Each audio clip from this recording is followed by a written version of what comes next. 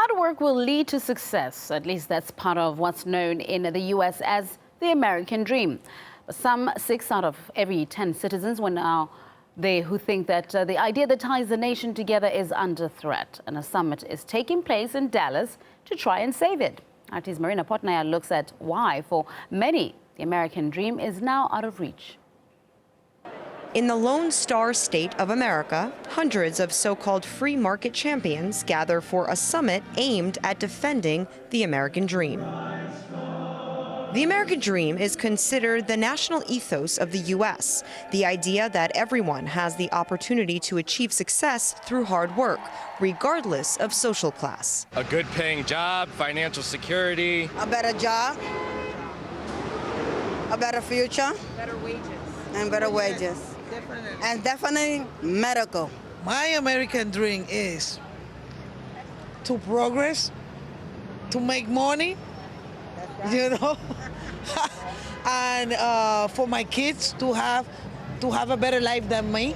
In the aftermath of a financial crisis, housing bust, and Great Recession, the American dream has morphed into a fantasy for most. An analysis by USA Today shows that living the dream would cost the average family of 4 $130,000 a year. Only 1 in 8, less than 13%, earned that much in 2013. Are you living the American dream? No, I'm not living the American dream, no. It's tough. It's been tough for a little while. I've sort of been bouncing around jobs. We have a union, but still we struggle because when you go on the table, you expect that for the companies to give you more money.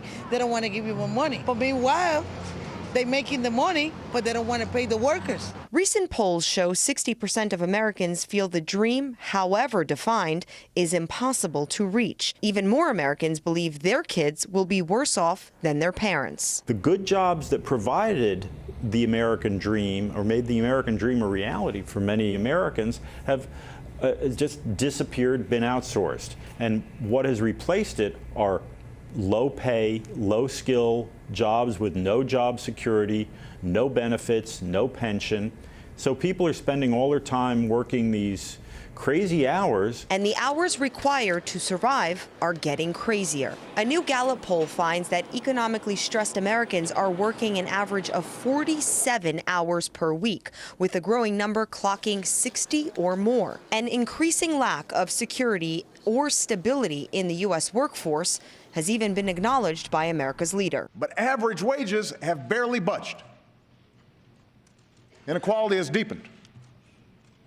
Upward mobility has stalled.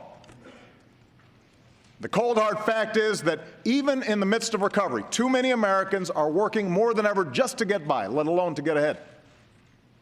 And too many still aren't working at all. But many critics say the government is to blame for leaving the American dream in tatters. Well, it's because we live in what is not a free market economy. We live in a fascist economy. We live in a corporate state where you have huge government, huge corporations connected to the government, big banks especially. But the cream of the crop, they're living the dream. According to reports, corporate profits are at their highest level in at least 85 years.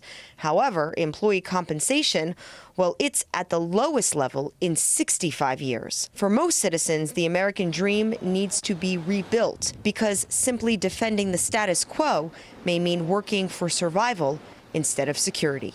Marina Portnaya, RT.